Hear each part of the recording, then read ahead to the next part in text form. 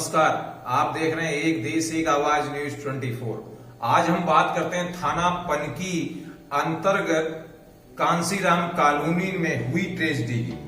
जी हां, आपको बताते चलें कि दिलीप सिंह पुत्र उमाशंकर सिंह निवासी कांसीराम कॉलोनी कानपुर नगर के ये निवासी हैं। इनके पड़ोस में रहने वाले इंद्रजीत ने इनकी नाबालिग पुत्री को 28/11/2019 को अगवा किया और फिर इसे दूसरे राज्य यानी कि हरियाणा में उसको बेच दिया। आप बताइए पूरा मामला क्या है? सर, हमारी पुत्री नाबालिग पुत्री इस नेहा सिंह और कन्नू का जी 28 नवंबर 2019 को अपहरण हो गया। अपहरण हुआ था, किसने किया था? मोहल्ले के ही हमें पूर्णतया जी जब हमको विश्वस्त सूत्रों से पता चला, हाँ तब हमने मुकदमा दर्ज कराया पास्को एक्ट में। जी। मोहल्ले के ही रहने वाले, नाम क्या है उनका? नाम बताइए। इंद्रजीत पाल और कौन है? वह सोनी पाल, पत्नी उसकी सोनी पाल। पत्नी सोनी पाल। ये इन्हीं लोगों का हाथ है जी। जिसमें पुलिस भी पूरी तरीके इन्वॉल्व है। आप यहीं कांसीराम में रहते हैं? जी सर। इसी कॉलोनी में? जी सर। अच्छा, जब मुकदमा दर्ज हो गया फिर क्या हुआ? 2019 का मामला है और अब तो 2023 चल रहा है। सर, इसके बाद बहुत कोशिशों के बाद दबाव ऊपर से करवाया, तब लड़की को बरामद किया गया हरियाणा से। पुलिस बरामद कब किया? किस सन में किया? 24/2/2020 को लड़की हरियाणा से लाई गई प्राइवेट गाड़ी से। पुलिस मुझको लेके गई जी और लड़की बरामद की गई। मामला 19 का है, लड़की 22 में लाई जा रही है, 20 में लाई जा रही है, 1 वर्ष बाद। मामला बहुत संगीन है। देखना यह होगा कि न्यायपालिका से बढ़कर के क्या उत्तर प्रदेश पुलिस है या न्यायपालिका में बैठा सरकारी कोर्ट, जिसे सरकारी वकील कहा जाता है, यानी कि जज साहब से ज्यादा अब सरकारी कोर्ट है जिसके इशारे पर अपराधियों को पनाह दी जा रही है। बहुत बड़ा मामला है ये कि थाना पनकी अंतर्गत एक नाबालिग बच्ची गायब होती है और उसे हरियाणा भेज दिया जाता है। अब कांसीराम कॉलोनी के ही निवासियों द्वारा पीड़ित परिवार की बच्ची को, नाबालिग बच्ची को अगवा कर हरियाणा में किसी व्यक्ति को बेच दिया जाता है। इन्होंने ऊपर के अधिकारियों की या न्यायालय की अवहेलना की और पुत्री को दोबारा बेचने की पुलिस की ऐसी क्या मजबूरी थी या क्या वजह थी? और आज कोर्ट खरीदा जा रहा है, हमको कोर्ट में नहीं जाने दिया जा रहा है। 3 साल से मेरा सरकारी वकील, आगे आइए, आप आगे बढ़िए थोड़ा। पीड़ित पक्ष है हम जी। उसको गवर्नमेंट की तरफ से वकील मिला है, वो एक भी पैरवी नहीं की उसने, और उन्हीं लोगों के साथ उन्हीं के पक्ष में कार्रवाई करता जा रहा है सरकारी वकील। जी सर।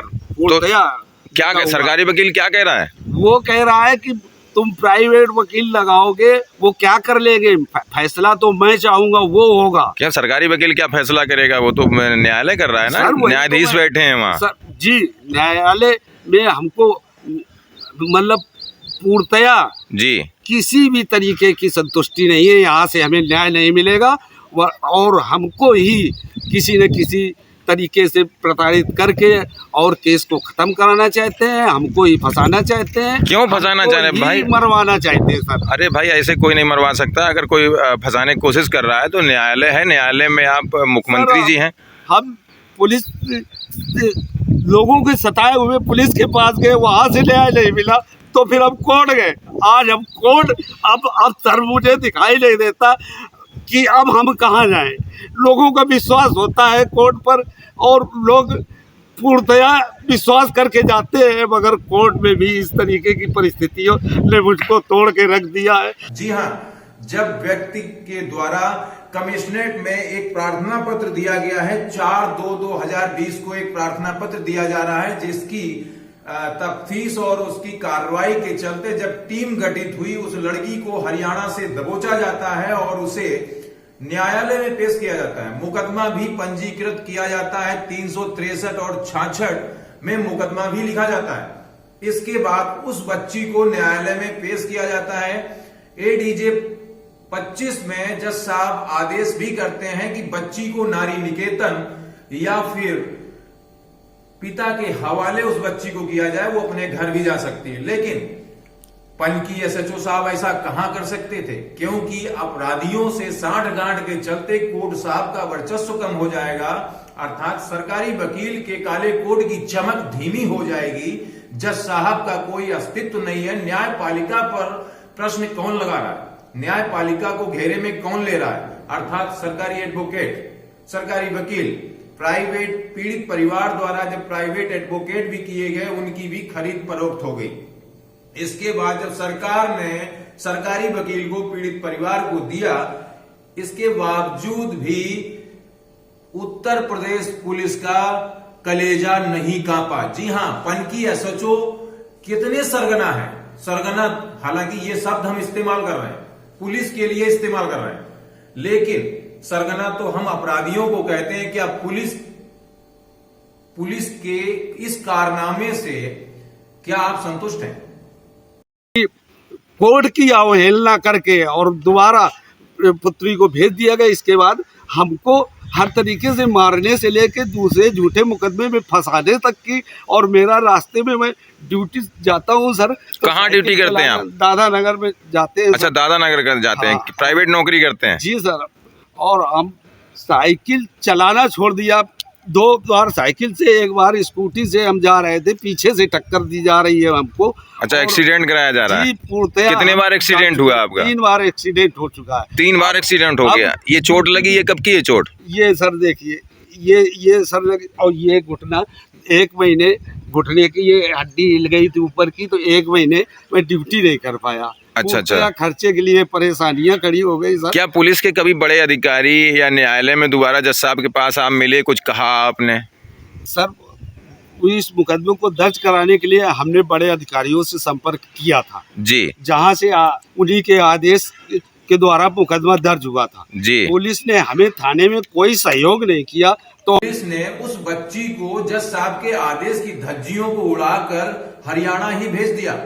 और हरियाणा में बच्ची कैसी है, बच्ची के साथ क्या हो रहा है, बच्ची आना चाह रही है या नहीं आना चाह रही, लेकिन पीड़ित पिता दर दर आज भटक रहा है। उसका 3 बार एक्सीडेंट भी कराया गया।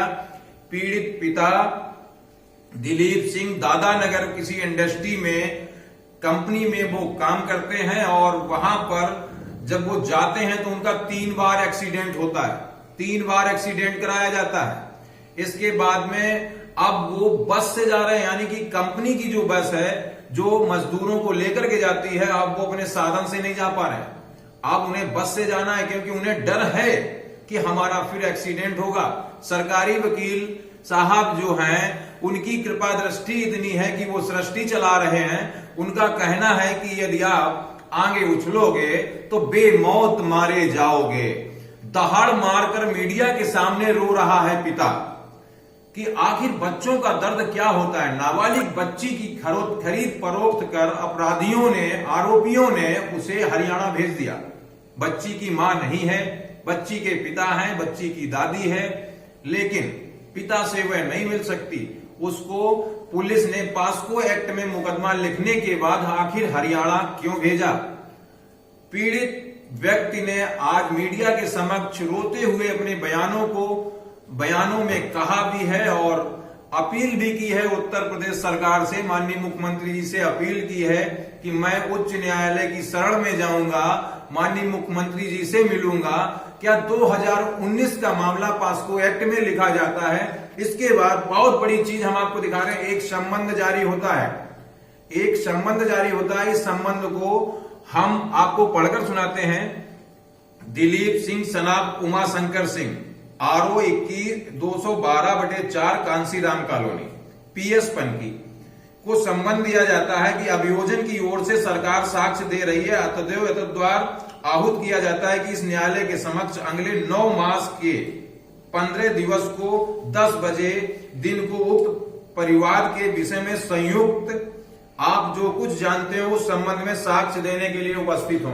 आखिर जब पास्को एक्ट में मुकदमा लिख चुका है, जब जज साहब DJ 25 न्यायालय के न्यायमूर्ति जब आदेश दे चुके हैं कि बच्ची को या तो नारी निकेतन भेजा जाए या फिर बच्ची को पिता के हवाले किया जाए, लेकिन उनको किनारे कर दिया जाता है और इस मामले को एडीजे 19 में तब्दील कर दिया जाता है।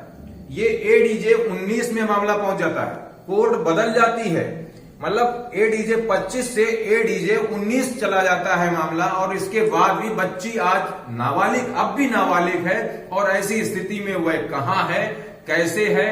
उसने अपनी मौसी को फोन करके एमपी में वार्ता की और कहा कि यह लोग मुझे प्रताड़ित कर रहे हैं, जबरदस्ती मेरा एक बेटा भी हो गया है, मुझे बेचा गया है, मेरी शादी की गई है और मेरा एक बेटा भी है, मुझे बचा लो। अब देखना यह होगा कि न्यायपालिका या संबंधित कमिश्नरेट कानपुर की पुलिस, थाना पनकी एसएचओ की निद्रा जागेगी, इस पे आईओ अपनी विवेचना पुनः करेगा, या इसी में की खानापूर्ति कर पीड़ित को दबाया जाएगा। पीड़ित ने आरोप लगाया है, पीड़ित दिलीप सिंह का आरोप है कि मेरी हत्या हो सकती है। देश और दुनिया की बड़ी खबरों से जुड़े रहने के लिए हमारे चैनल एक देश एक आवाज न्यूज़ 24 को अवश्य सब्सक्राइब करें।